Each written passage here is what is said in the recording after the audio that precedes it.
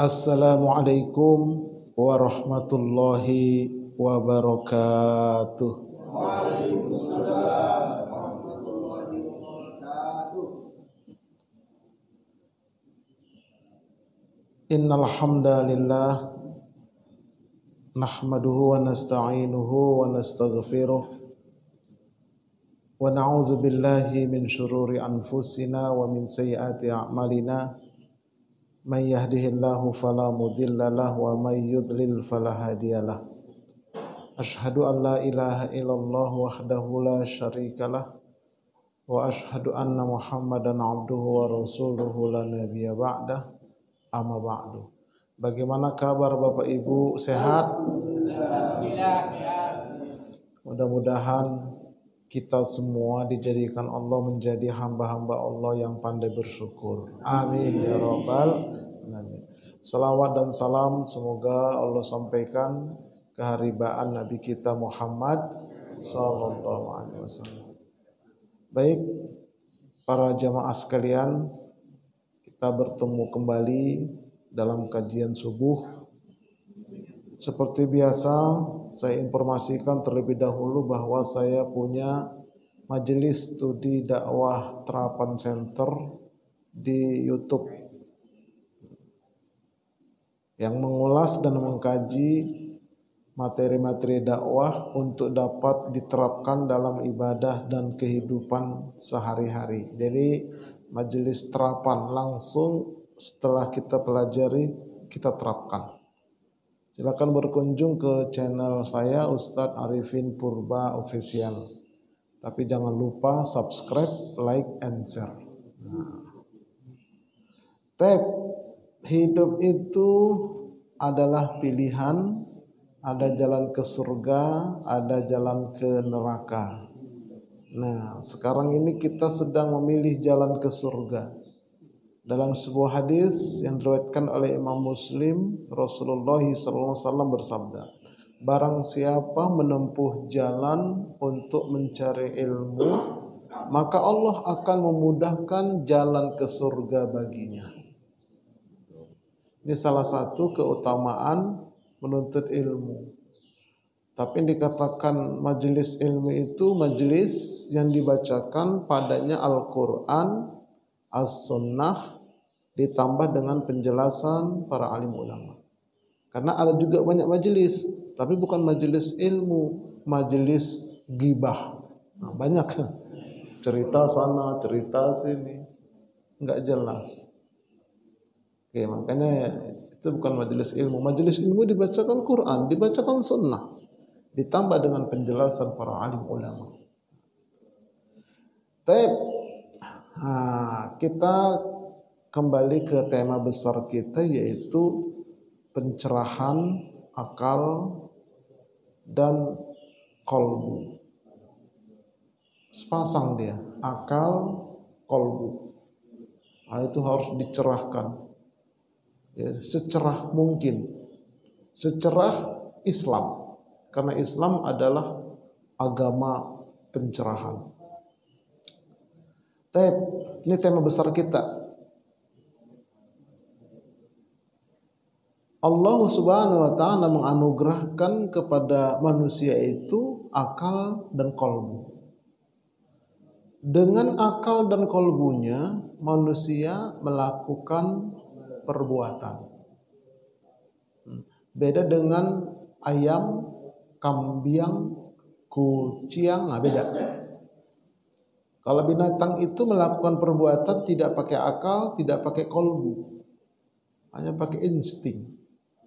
Tapi manusia pakai akal dan kolbu. Makanya kalau ada manusia berbuat nggak pakai mikir, itu namanya ulaika kal an'am. Taubahnya seperti binatang ternak, bahkan lebih sesat. Makanya kita jangan mau seperti itu.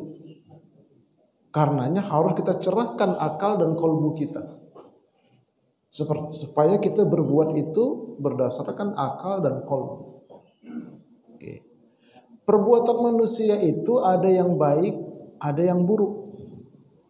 Kalau yang buruk disebut maksiat atau dosa. Kalau yang baik, yang terpuji namanya berakhlak mulia. Tuh, manusia itu kadang baik, kadang buruk. Kenapa sih bisa begitu manusia perbuatannya? Nah, itu tergantung isi kolbunya. Jadi kalau bisa menyebutnya jangan lagi hati, tapi kolbu. Begitu hadisnya, begitu Qur'annya.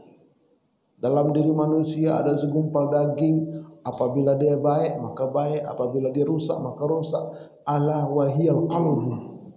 Bukan hati. Kalau hati itu liver, kalau qalbu itu jantung secara fisik.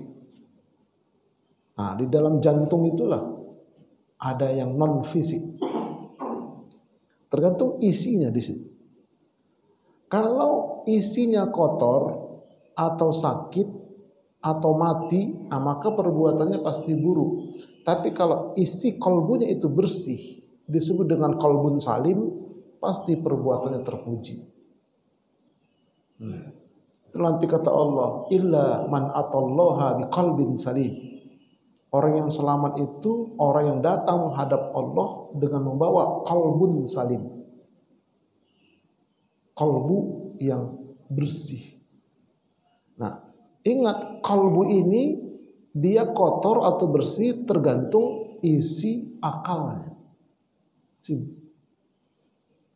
Karena akal itu ada akal yang jahat namanya rasional ala iblis. Dan ada akal yang baik namanya ulul albab, akalnya malaikat.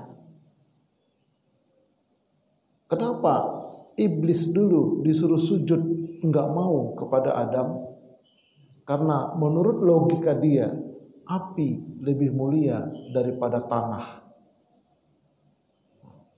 Banyak manusia ngaku Islam tapi pola pikirnya, frame of thinking, wah keren ya. Frame of thinkingnya itu ngikutin iblis. Kenapa iblis nggak mau sujud kepada Adam? Mereka katakan yang frame of thinkingnya jahat ini, iblis itu akidahnya bersih. Kok bisa begitu? Iyalah, kan kita nggak boleh sujud kepada makhluk. Kita hanya boleh sujud kepada Allah. Wah, keren. Banyak itu yang begitu.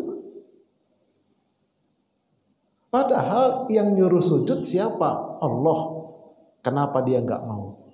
Nah, berarti dia nggak taat sama Allah. Sesat. Hati-hati, banyak sekarang ini yang berpola pikirnya itu rasional ala iblis. Hati-hati, banyak ustadz, kiai, macam-macam. Wah, keren juga nih berpikir, tapi ala iblis. Nah, inilah makanya kita pentingnya pencerahan akal dan qalb ini. Supaya nggak terjebak nih. Banyak ibadah yang mirip kayak ibadah, ternyata bid'ah. Itu nanti lebih dalam. Ya. Jadi bid'ah ini adalah untuk dipelajari agar kita tinggalkan, bukan untuk dituduh-tuduhkan ke orang. Nggak boleh. Nggak boleh. Dipelajari. Nah, itu tema itu agak pahit, tapi enak di badan. Seperti kita minum jamu. Tergantung yang menyajikan.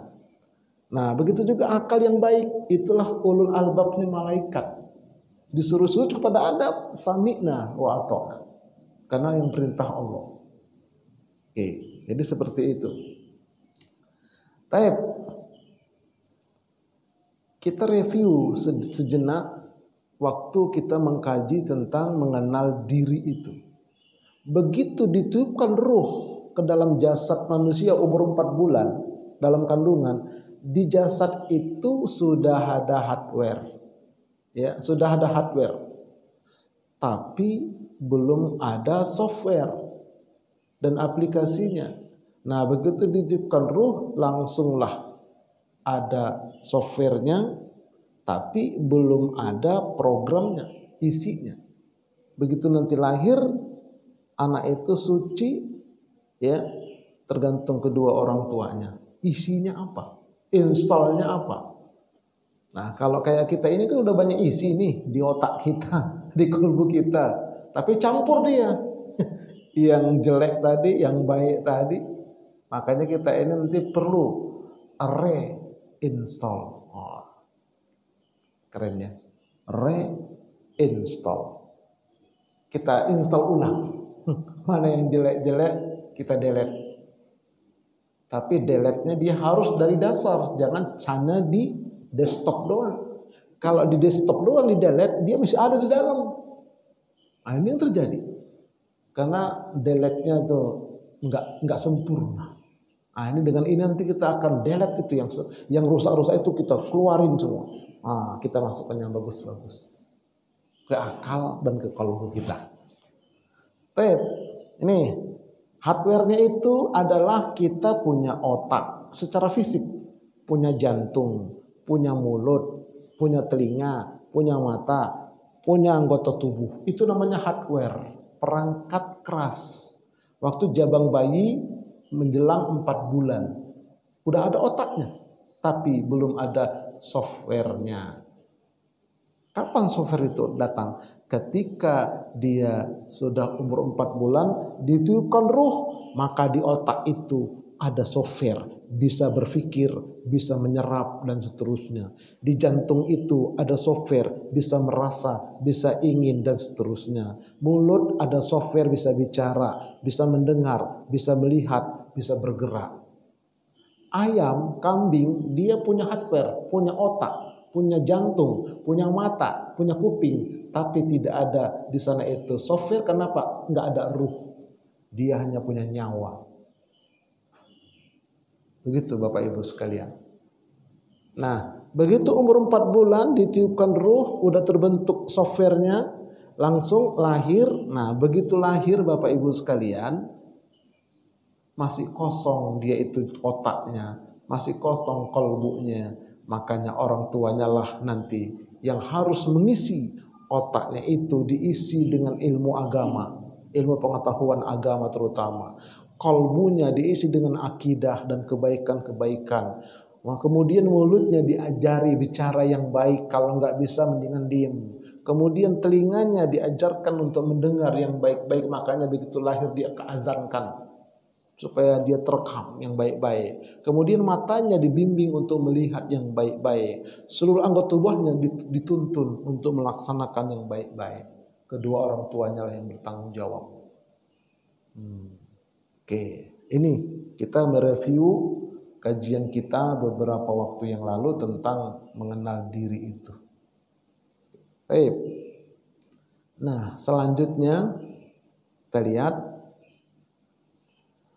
mana lebih utama itu, akal atau kolbu yang kita beresi dulu. Ada yang jawab akal dulu Ustaz. Ada yang mengatakan tidak, kolbu dulu Ustaz. Akal, kolbu. Mana yang lebih dulu? Nah, ini kita harus bisa membedakannya. Ya. Baik. Ada yang mengatakan begini, kalau dari isinya, isi kolbu dan isi akal, maka akal yang harus didahulukan, dicerahkan. Kalau dari isinya, ya, isi apa yang diinstal di sini, maka akal lebih utama, dia harus dibenerin. Hati-hati ngisi otak ini. Kalau yang ceramah di sini ustadznya ustadz yang berpola pikir liberal, maka jamaahnya nanti akan berbentuk pola pikir liberal. Hati-hati. Kita mendengarkan ceramah, harus selektif pengurus. Karena pengurus tanggung jawabnya berat di akhirat. Satu masjid ini nanti tanggung jawab. Siapa aja yang kau undang? Gitu. Kenapa tidak diadakan seleksi? Jangan hanya faktor kedekatan. Itu pula dia. Karena satu ormas, karena satu bahaya. Bahaya. Kalau bukan kelompok kami, itu sesat. Kelompok kami lah yang benar. Bahaya itu. Bahaya itu banyak sekarang. Ustadznya nggak satu kelompok sama saya. Nggak boleh karena kelompok. Tapi lihat, mau diajak kemana kita? Kalau diajak kepada Allah dan Rasulnya, Quran dan Sunnah, penjelasan ulama, nah itu loh benar. Tapi kalau diajak kepada pribadinya, diajak kepada kelompoknya, hati-hati. Oke, itu ya, itu baru bunga-bunga itu, belum ke dalam. Nah, tapi kalau dilihat dari tindakan, orang itu mau melaksanakan sesuatu, maka qalbu yang lebih utama. Kenapa? Karena hadis mengatakan perbuatan itu didorong oleh kalbunya. Dorongan kalbu. Kalau kata kalbu kerjakan, kerjakan. Kalau kata kalbu jangan, jangan. Isi. Kalau terkait dengan tindakan. Tapi ingat, kalbu itu tergantung isi akalnya. Nah itu pula. Kalau akalnya itu isinya duit dan duit, kekuasaan dan kekuasaan, sudah, kalbunya pun akan begitu nanti tindakannya. Dasar memang itu otaknya memang begitu, dia itu nggak jauh dari duit, nggak jauh dari kekuasaan. Apapun dia lakukan, asalkan dia dapat duit, nggak peduli halal haram. Apapun dia kerjakan, asalkan dia bisa berkuasa. Nggak peduli itu curang atau mencelakai, nggak peduli, begitu. Karena otaknya udah begitu, frame of thinking, mindset. Baik. Nah ini dua-duanya harus kita cerahkan, nggak boleh salah satu. Oke. Nah, Allah Subhanahu wa Ta'ala menegur keras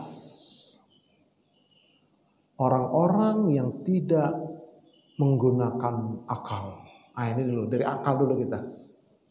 Pencerahan akal dulu.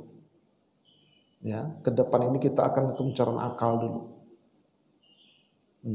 Sangat keras Allah menegur dalam Al-Quranul Karim. Orang-orang yang tidak menggunakan akal secara syar'i. Ya. Enggak pun secara syar'i, kadang-kadang parkir motor melintang pula di tengah jalan. Ini yang parkir enggak punya otak kali ya. Kan begitu kadang-kadang gitu. Cemana lah ini. Begitupun nanti maaf ini ada jalan raya kita, ada abang angkot berhenti sembarangan. Memang dasar supir enggak punya otak. Begitu enggak boleh begitu. Memang begitulah cara berpikir dia. Kita harus legowo. Tuh. Nah, jadi ini menegur Allah. Apa dalilnya? Kata Allah, mereka itu makhluk yang paling buruk. A'udzubillahi minasyaitonir rajim. Inna syarrad dawabi 'indallahi summul bukmul ladzina la yaqilun. Artinya, sesungguhnya binatang atau makhluk yang paling buruk di sisi Allah ialah orang-orang yang bisu, yang tuli, dan yang tidak mengisi dan tidak menggunakan akal. Jadi bisu, tidak berani berkata yang benar karena takut hilang jabatan, takut dibuli, takut ditangkap. Padahal kata Nabi, ya waqul haqqo walau murran, katakanlah yang benar walaupun pahit. Gak berani dia. Padahal memang dia itu tugasnya sebagai mubalik. Cuman dengan kaulan layyinan, dengan perkataan yang baik. Orang Nabi Musa, Nabi Harun diperintahkan Allah, datang kau ke Fir'aun. Datang kalian ke Fir'aun. Dakwahi, tapi dengan kata-kata yang lembut. Enggak boleh kasar, enggak boleh keluar dari mulut kita itu yang enggak pantas diucapkan. Memang Nabi ceramahnya tegas, tapi enggak menyakiti. Enggak ke verson dia. Enggak. Tegas, semangat Nabi itu. Apalagi khutbah Jumat. Enggak ada yang tidur. Ini kadang-kadang khutbah Jumat begitulah, pegang tongkat, alhamdulillah, jamaah tidur semua. Nggak boleh begitu Pak khutbah, harus tegas. Nah, tapi ya itu tadi, bukan dengan cara caci maki dan sebagainya. Tidak tuli. Nah, tuli di sini artinya tidak mau mendengarkan tausiah.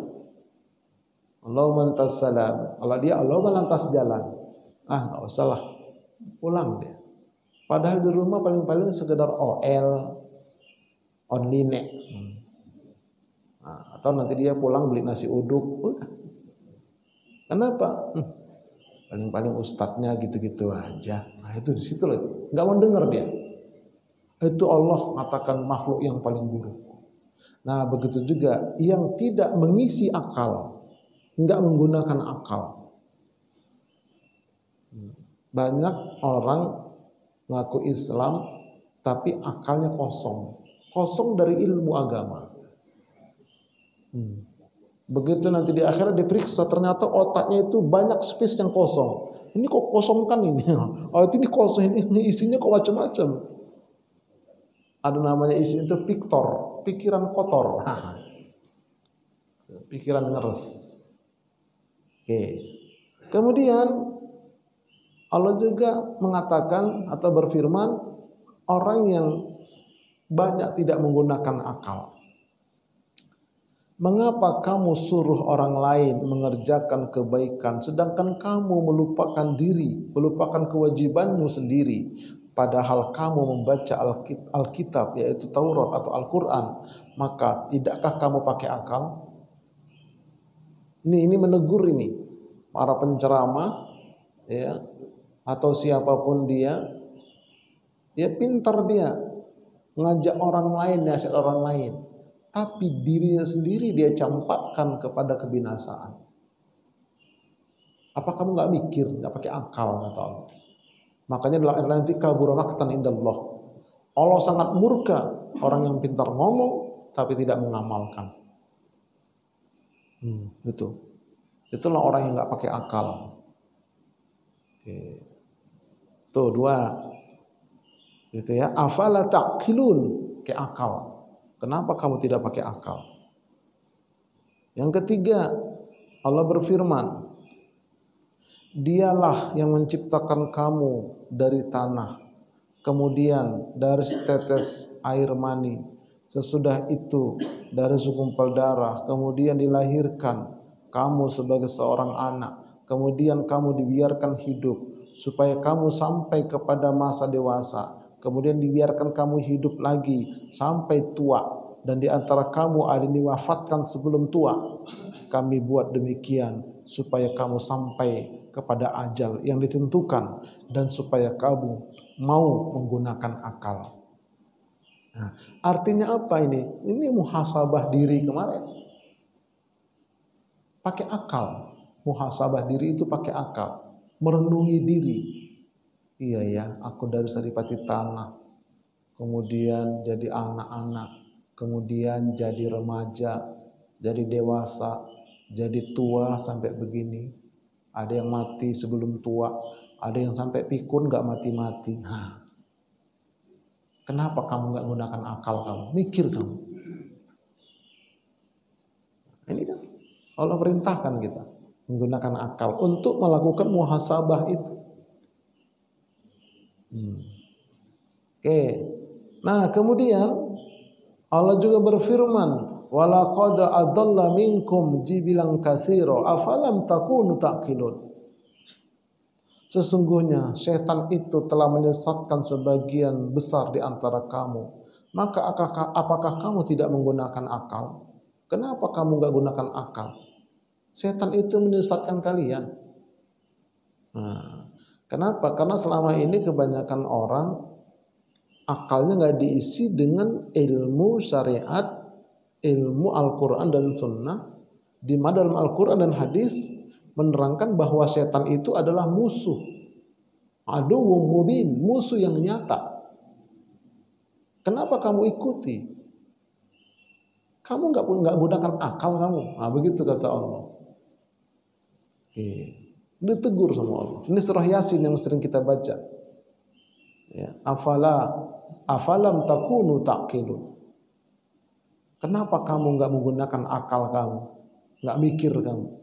Setan itu jelas-jelas musuh kamu. Kamu ikutin juga. Wala tattabi'u khutuwati syaitan. Jangan kamu ikuti langkah-langkah setan. Udah jelas. Nah, apa langkah-langkah setan? Perbuatan yang menyimpang. Contohnya minum pakai tangan kiri sambil berdiri. Nah, apalagi kalau dia itu acara resepsi, maaf ini di gedung-gedung, kan banyak itu berdiri. Begitu sambil makan. Nah, setan semua itu.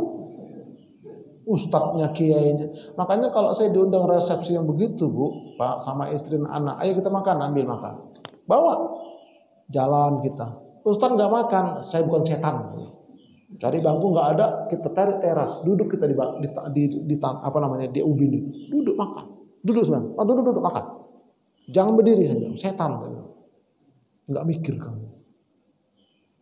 Banyak orang gengsi dia, kayaknya kalau mau bikin pesta, carilah gedung yang ada bangkunya lengkap minta, bikin bangku yang banyak, tulis. Makannya duduk, makan dan minum duduk. Kalau enggak setan, bikin gitu. Baru.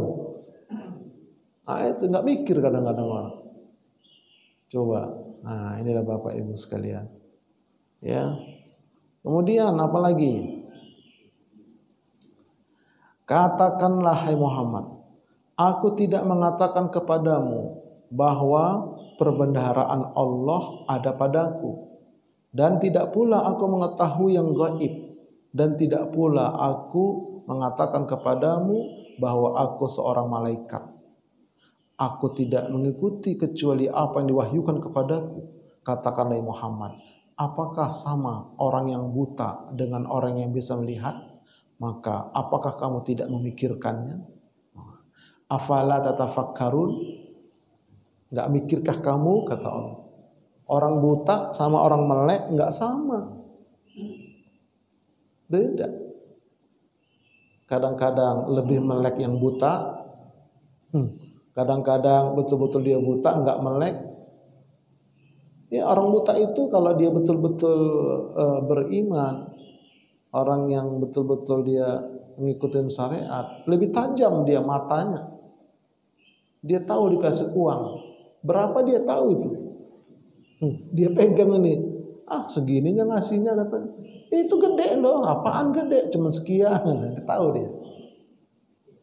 Itu orang buta itu. Nah, karena itu coba mikirlah kita. Afala tatafakkarun? Kenapa kalian tidak berpikir? Ini hamba-hamba Allah. Jadi inilah teguran-teguran dari Allah. Orang yang tidak menggunakan akal, yang tidak menggunakan fikiran. Kita lanjutkan. Mereka bertanya kepada engkau Muhammad tentang khamar dan judi. Katakanlah, pada keduanya itu terdapat dosa besar. Memang ada beberapa manfaat bagi manusia. Tetapi dosa keduanya lebih besar daripada manfaatnya. Dan mereka bertanya kepada engkau Muhammad, apa yang mereka nafkahkan? Katakanlah yang lebih dari keperluan. Nah, demikianlah Allah menerangkan ayat-ayatnya kepada kamu supaya kamu berfikir. Jadi tentang khamar dan judi ini awal-awal pengharaman dulu. Enggak langsung diharamkan Bapak Ibu. Iya. Di kota Madinah ini enggak langsung diharamkan. Jadi kata Allah, memang ada manfaatnya di khamar, ya. Dan judi itu kelihatannya ada manfaatnya dia. Ya. Tetapi dosanya lebih besar. Nah, itu dia. Dosanya lebih besar. Mereka itu kan mengatakan, oh kami minum ini kan supaya badan kami hangat. Kalau dia itu musim dingin atau kalau orang itu dalam keadaan kurang semangat, dia minum khamar. Wah sehat kok, udah jadi semangat kami bekerja begitu. Judi ini untuk hiburan aja nih ini. Daripada kita bengong-bengong, yuk kita main judi dengan gaplek-gaplekan gitu. Taruhannya kecil-kecil aja. Yang haram itu kan kalau taruhannya gede gitu. Itulah logikanya. Ada memang menurut mereka itu manfaatnya, tapi kata Allah lebih besar dosanya. Nah begitu juga apa itu nafkah? Ya Muhammad, ya wahai Muhammad, kata orang-orang Mekah Madinah ketika itu. Kemudian kata Allah, infak itu adalah memberikan ya yang lebih dari keperluan. Sudah cukup dia keluarkan sebagian. Itulah infak dalam ayat ini. Nah, kemudian Allah menyatakan ayat-ayatnya supaya kamu mau berpikir, menggunakan pikiran. Oke, kita lihat fungsi masing-masing hardware tadi, baik akal maupun kolbu serta anggota tubuh. Nah, kolbu itu sebagai raja dia dalam diri kita, raja, presiden, penguasa yang memerintah, eksekutif, mengeksekusi. Nah itu kolbu itu. Kalau dia baik, maka baiklah dia perbuatannya, eksekusinya. Tapi kalau kolbunya rusak, rusaklah akibat raja dia, presiden. Kalau presidennya baik, baik negeri ini. Tapi kalau presidennya begitu, begitulah negeri. Nah, itu. Tuh, itu kolbu. Tapi lagunya Ustadz, jagalah hati. Kalau bisa ditukar, jagalah kolbu. Jangan kau rusaki, jagalah kolbu. Lentera hidup ini. Nah, begitu. Ada jalan licin kan tulisannya hati-hati ya. Tukar. Kolbu, jalan licin. Siapa yang bikin ini kata orang. Tapi memang harus kolbu. Bukan hati. Kalau hati itu liver. Kalau kolbu itu jantung. Secara fisik. Secara hardware. Nah kalau akal itu sebagai penasehat. BPK. Badan Penasehat Keuangan. Ya.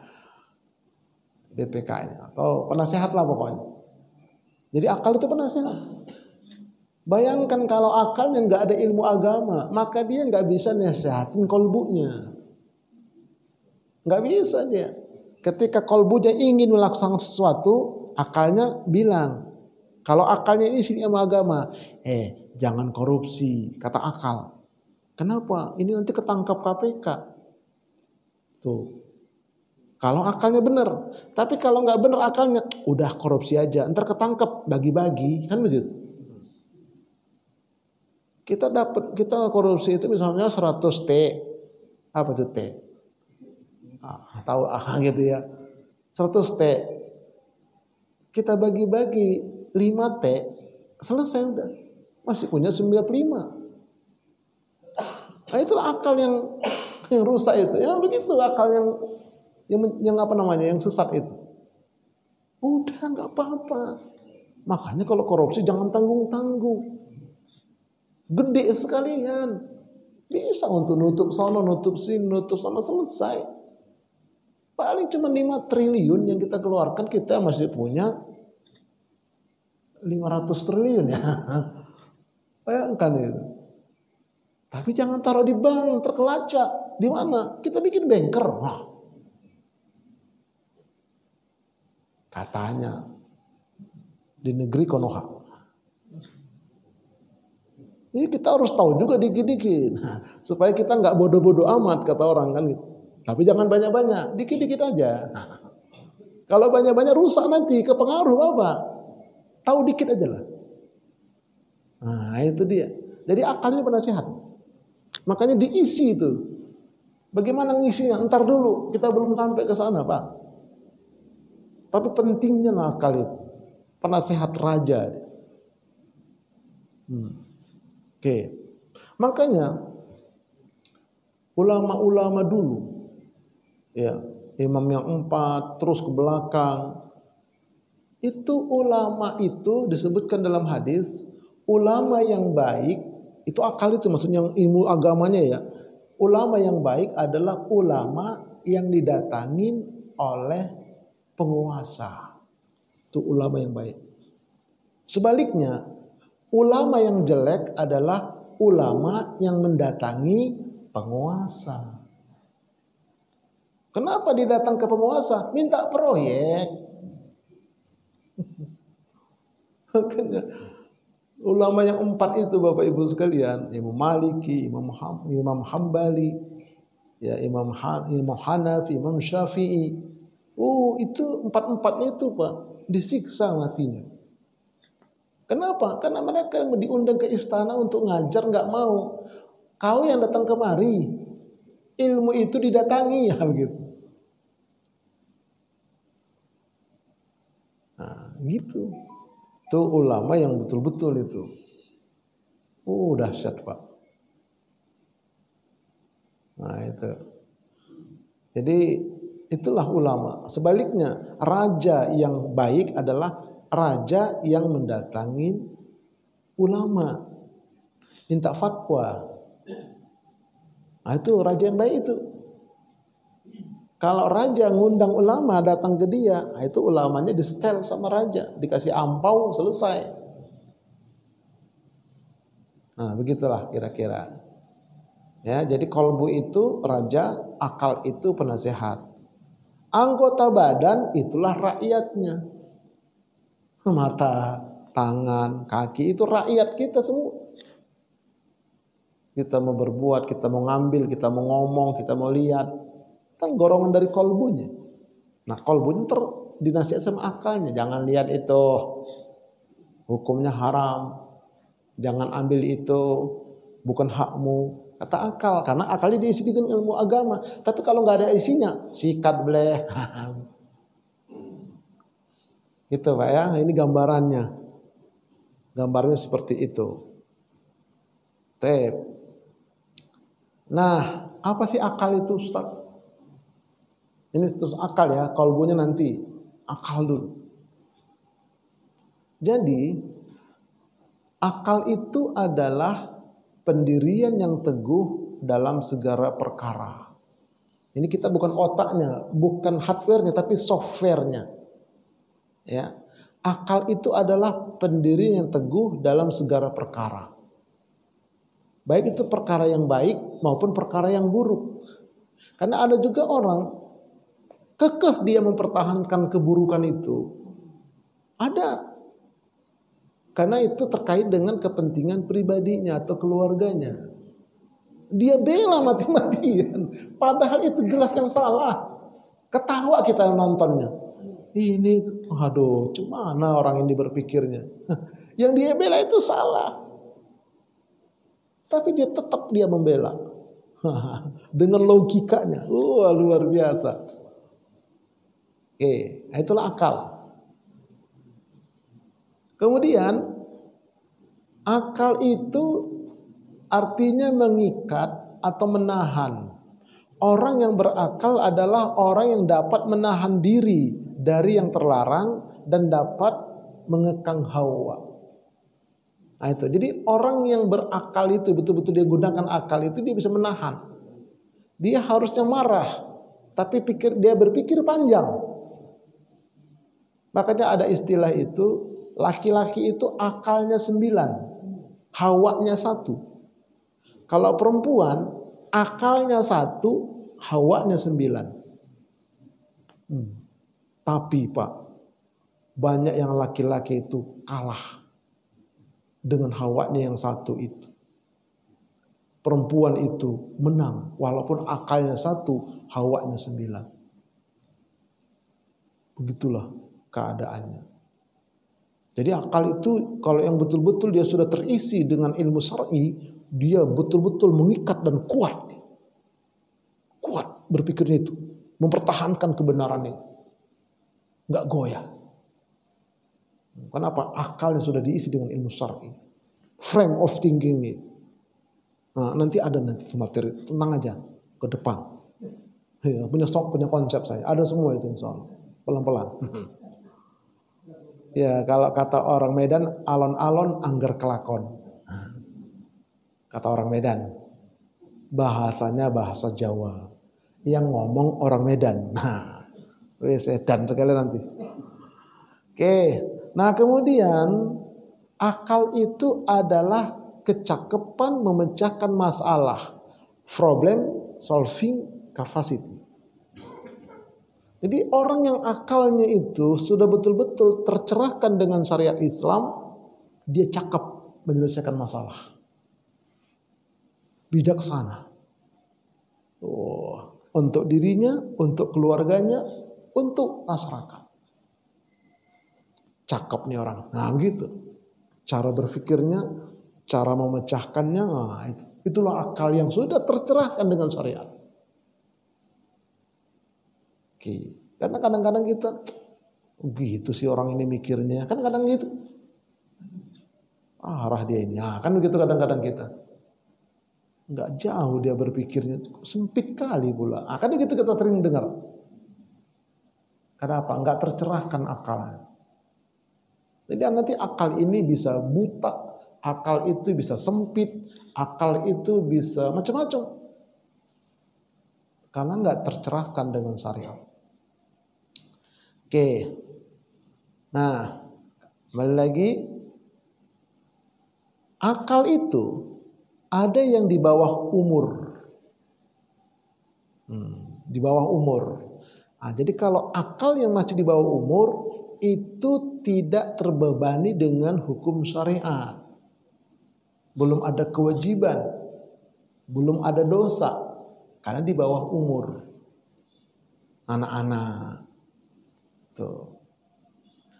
Nah, tapi begitu dia sudah sampai balik dan berakal, nah barulah dia terkena hukum.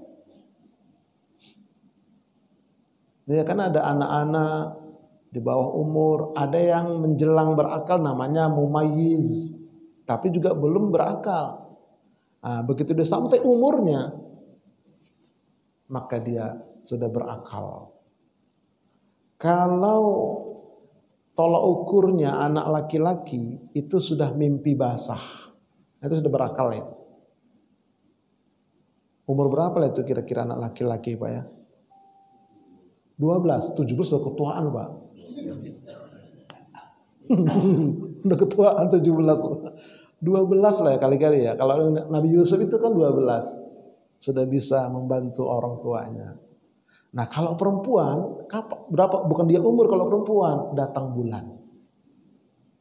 Laki-laki udah mimpi basah, perempuan datang bulan. Itu sudah balik berakal. Sudah terkena hukum. Gitu Bapak Ibu sekalian. Nah kemudian ada juga yang akalnya gila dan pikun. Nah itu gak kena hukum. Gila itu lihat gilanya. Kalau gila gara-gara udah habis duit nggak menang pilkada, nah itu lain itu. Atau gila perempuan lain lagi tuh. Atau gila harta, gila jabatan, nah itu ngaco itu. Kena dia hukum. Tapi kalau betul-betul dia gila, nah dari mulai gila itulah dia sampai dia mati itu nggak dihitung udah. Tapi lagi-lagi dilihat tadi tuh apa faktor penyebab gilanya. Nah kalau pikun, kalau pikun ini jelas nggak kena hukum. Salat zuhur jam 8 pagi dia, nah itu pikun deh.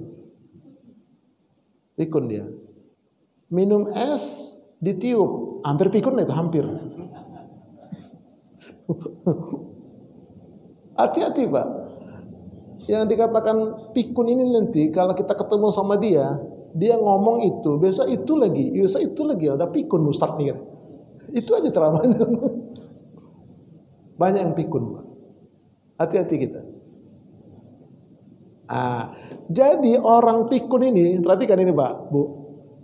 Orang yang pikun itu karena otaknya ini nggak ada simpanan ayat Quran di otak. Nggak ada hafalan. Nah, itu dia. Hati-hati. Cepat pikun tuh kalau nggak ada hafalan. Makanya hafallah forkul. Bukan trikul, for. Kulhu, kul falak, kul nas, sama kul ya. Hafal itu Pak.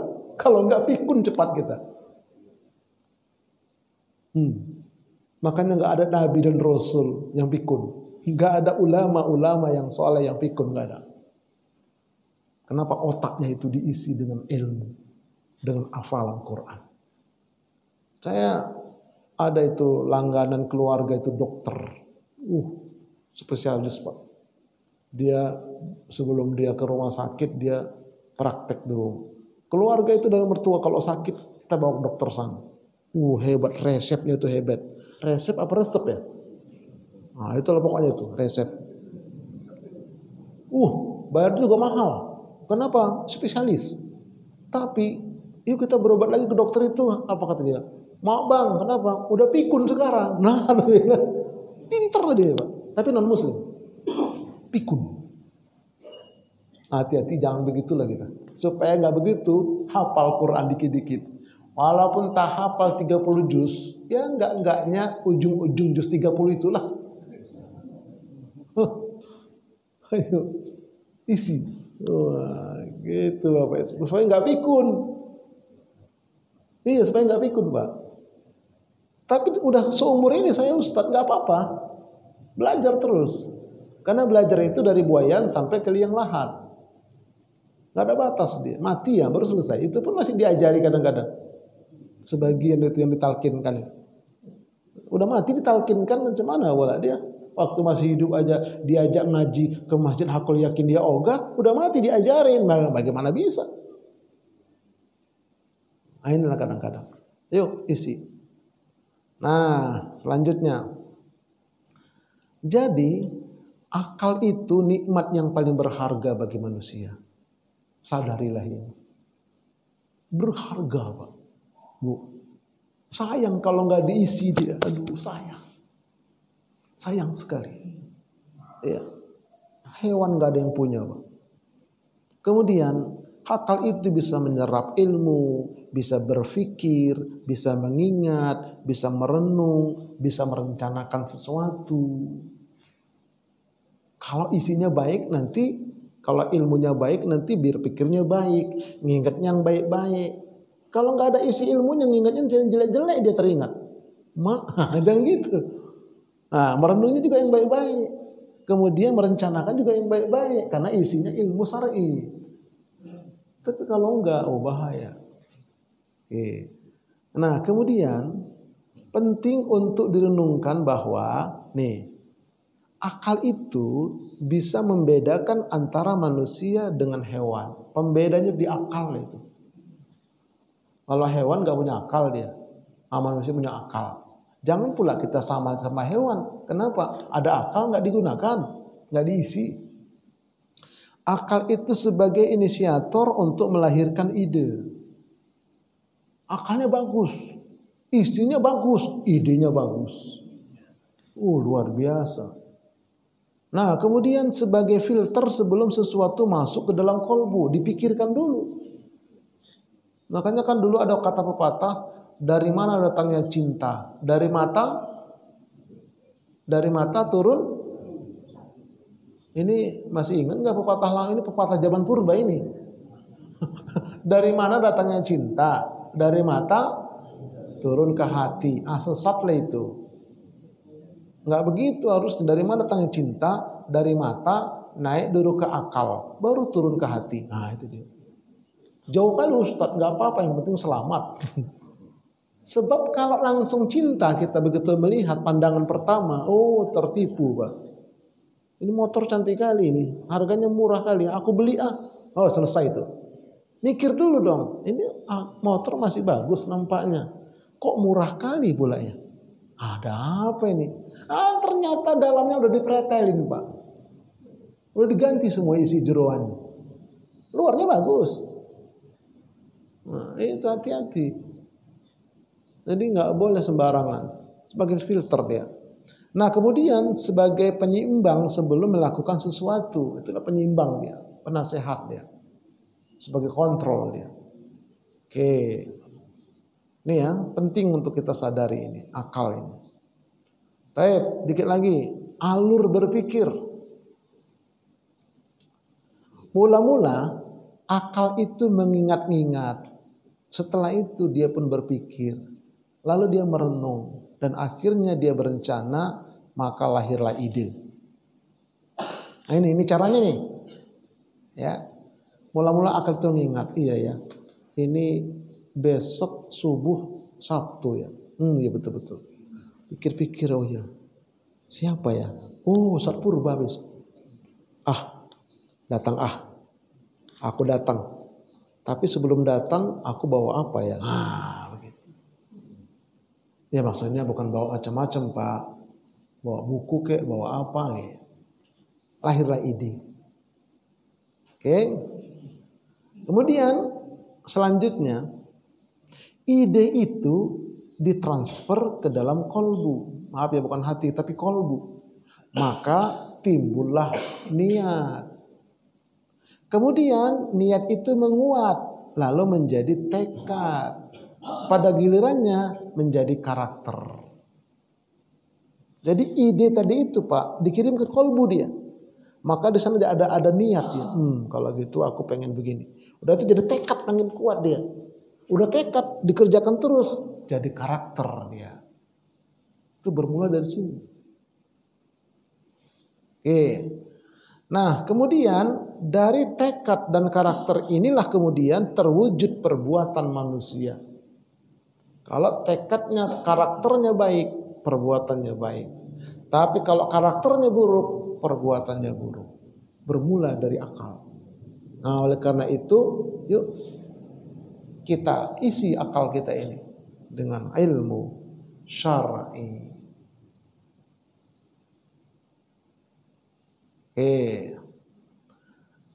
Akal ini berpengaruh dia kepada jasmani kita.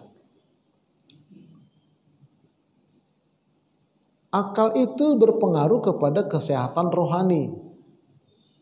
Kalau akalnya tidak ada isi ilmu agamanya, maka rohaninya dia akan gelisah, resah, susah, payah, auah, begitu. Tapi kalau akalnya itu isinya ilmu syar'i, maka rohaninya pun akan tenang. Nah, bahkan akal itu berpengaruh kepada kesehatan jasmani. Coba, sekarang kan yang lagi rame penyakit apa? Penyakit mah. Ada juga sih kalau malam Jumat itu mah juga, mamah, itu lain lagi ya. Nyambung gak ini? Ini penyakit GERD. Ya, perut, asam lambung itu disebabkan dari pikiran loh. Jangan mikir-mikir banyak-banyak Pak, ntar kambuh loh asam lambung. Kan begitu. Mikirnya ya gimana lah, gak susah. Coba saya ini bos memang sih punya perusahaan, tapi sekarang ini perusahaan kita ini agak susah ini. Mana bayar karyawan, bayar listrik, bayar ini. Aduh pusing saya. Itu penyakit itu. Penyakit itu ujung-ujungnya penyakit. Imunnya lemah. Kan? Badannya pun begitu. Asam lambungnya naik. Dikasih lagi obat, lari ke ginjal. Apalagi kemarin itu Pak, waktu masa musim kopat kapit. Iya kan itu kan pikiran itu. Di TV tiap hari tuh. Mati sekian, mampus sekian begitu. Mikir kita. Di jalan raya, ambulan, padahal kosong Pak, nggak ada isinya. Wow. Begitu dikuburkan, pakai baju planet. Ya kan? Mulailah kita batuk-batuk dikit. Aduh, COVID nih, mampus dia. Pikiran. Ini serius ini Pak. Itulah dia. Jadi pengaruh kepada kesehatan jasmani, pengaruh kepada kesehatan rohani dari pikiran. Nah, bagaimana itu supaya bisa rohaninya tenang, badannya sehat? Wah, itu pikiran nih. Kelihatan kok. Ini kok nampaknya dia seger terus ya. Berpikirnya gampang dia. Simple berpikirnya, tapi jangan terlalu simple. Simple secara syar'i itu dia. Simple secara syar'i. Macam mana itu Ustaz? Nantilah kapan-kapan kita lanjutkan. Begitu perilaku ya. Perilaku itu baik buruk tergantung akalnya. Jadi akal ini memang pengaruhnya besar. Pengaruh ke jasmaninya, pengaruh ke rohaninya, pengaruh ke perbuatannya. Bahkan nanti pengaruh ke ekonominya. Nah, kalau dia itu cerdas, dia mengolah dan memanage usahanya itu, dapatlah dia. Bersambung. Wallahu a'lam bishawab. Mudah-mudahan bermanfaat. Kita lanjutkan sedikit dengan tanya jawab. Saya sudahi dulu dengan assalamualaikum warahmatullahi wabarakatuh. Ya, silakan. Ini mengenai saudara kita, menteri agama, apalagi hadis. Dialah pencipta adanya hadis kuota. Karena Pak pernah menawarkan juga, dan saya tanya Pak ini gimana? Ini dapat hadiah dari pangeran itu. Dari adalah akal. Bagaimana akal daripada ini dan ngomong Ustaznya bingung itu, kok berpikir, ini tidak berpikir bahwa ini mengambil jasa awalnya, bawahnya mungkin ya kan? Biasanya dibuka oleh saya. Karena pembebasannya sebetulnya Allah, yang bersebutannya Allah nggak tahu. Memang di sana, ya Allah selama di sana ada di sini umat, tapi membawa agama. Kalau di sini punya agama buahnya ini. Ya, kok bisa orang yang menguasai Al-Quran atau sudah tidur yaitu ulama-ulama di bawah, aku tidak berkan dari dia sesuatu atau yang akalnya si ini bisa terkalahkan. Oke, pertama masalah haji kota itu ya. Ini kan ada dua versi. Ada yang versi itu mereka, nanti versi yang langsung dari sana Pak, beda. Dari sana terus ada yang dari orang-orang kerajaan itu memang ada dia kepada istilahnya itu swasta. Nah, kalau ini yang resmi, ada yang resmi lewat pemerintah. Nah, jadi masalahnya tadi kenapa dia bisa berpikir begitu? Itulah Pak. Jadi pikirnya ini sudah dimasukin oleh setan. Setan itu nyambung sama Hawa. Kepentingan, duit, kekuasaan. Jadi kalau sudah terlalu banyak isinya yang negatif, itu kalau dalam bahasa Qur'annya namanya itu kalau di qalbu khatamallahu ala qulubihim. Allah sudah tutup kalbunya. Jadi kalau sudah tertutup kalbunya, tertutup akal pikirannya, nasihat bagaimanapun nggak bisa masuk. Nah, nggak bisa masuk dia. Lalu bagaimana Ustaz? Nah, sebaiknya begini. Kita kalau mau selamat, jangan terlalu dalam mikirin orang. Nah, pikirin diri sendiri. Itu dulu.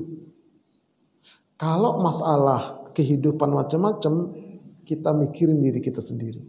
Tapi kalau terkait dengan harta yang ada bagi kita, pikirin orang lain. Mana yang kita bisa bantu? Itu yang selamat. Masalah harta, kita pikirin orang lain. Mana yang kita bisa bantu? Tapi kalau masalah kehidupan dan sebagainya, pikir diri sendiri dulu. Kenapa dia bisa begitu ya? Saya nggak mau dalam-dalam. Cukuplah saya mikirkan diri saya. Jangan sampai saya kayak begitu. Di sana itu udah komplek Pak. Kalau di atas itu permainan udah komplek. Udah macam-macam Pak. Bukan hanya komplek. Ini komplek apa kita ini?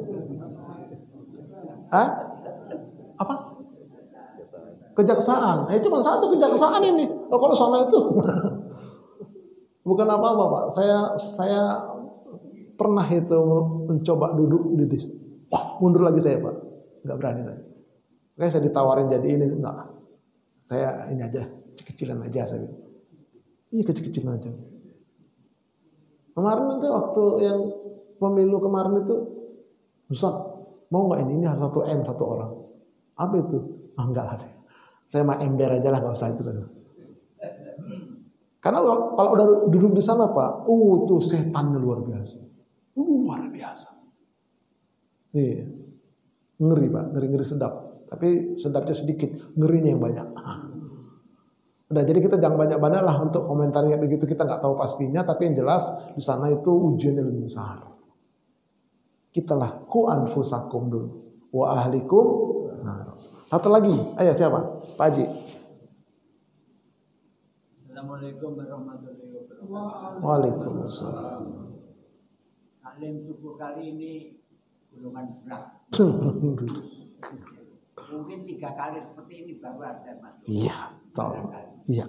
Ini saya, tapi mudah-mudahan tidak sama teman-teman. Ini berat nih. Semuanya ini berat. Tapi ada apa itu satu yang saya ingin bertanya. Tadi bilang ada akal, ada di mana letaknya jiwa satu? Jiwa itu termasuk yang mana? Yang kedua IQ. Nah itu hubungannya dengan akal kalbu dan jiwa. Terima kasih. Assalamualaikum warahmatullahi wabarakatuh. Waalaikumsalam warahmatullahi. Jadi pertanyaan Pak Haji, jiwa itu letaknya di mana gitu ya? Begini, ya. Kita itu ada jiwa, ada rohani, ada korin, ada lagi itu malaikat, itu letaknya di kolbu.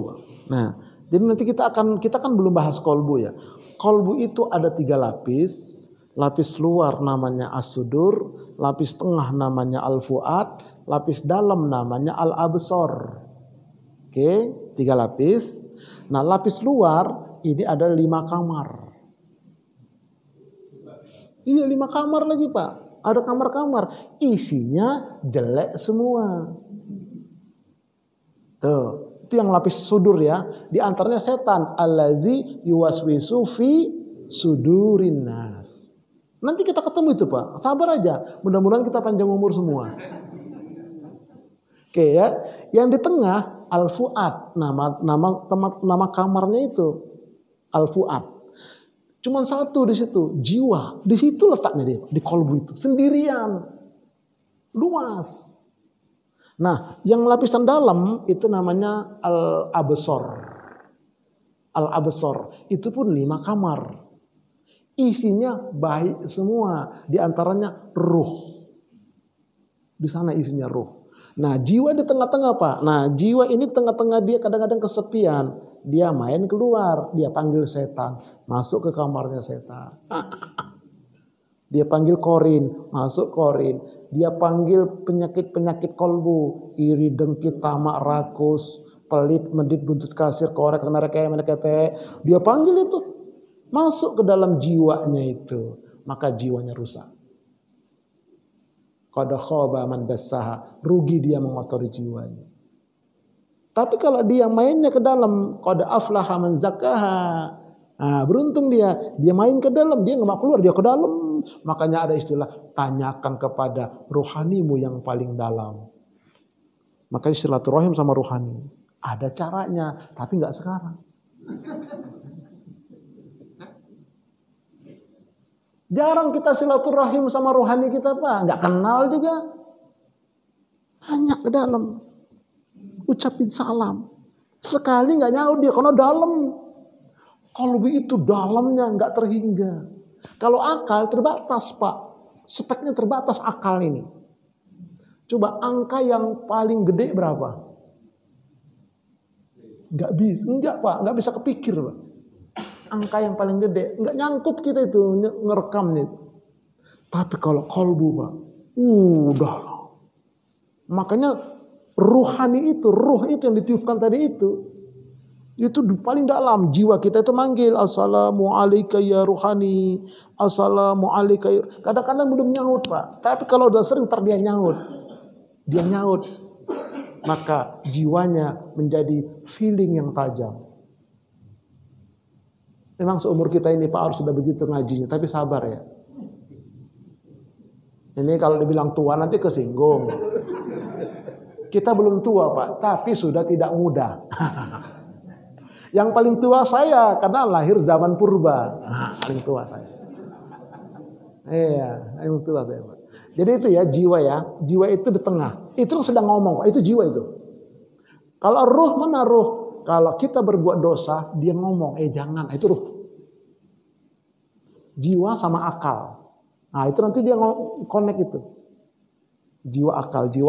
Itu logika. Akal itu, hardware-nya itu otak.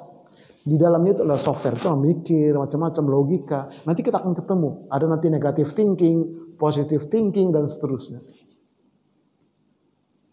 Gitu ya. Alhamdulillah. Ya, satu lagi terakhir. Cukup kali ya? Ya wis lah. Kita tutup dengan doa kafaratul majelis. Ayo. Subhanakallahumma wa bihamdika asyhadu an la ilaha illa anta astaghfiruka wa atubu ilaik. Assalamualaikum warahmatullahi wabarakatuh.